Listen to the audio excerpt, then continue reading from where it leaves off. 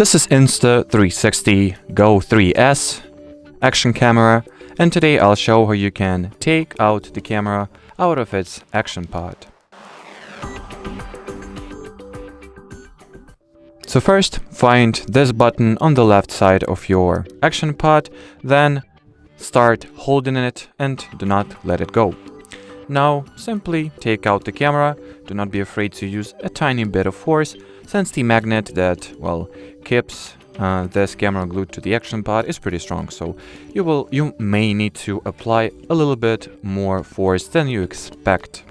But still, you should be careful, obviously. And if you would like to know how to, get it back, simply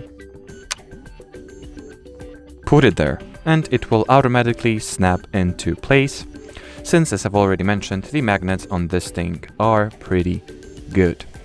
And as far as this video goes, that'll be it. So thanks for watching, and bye-bye.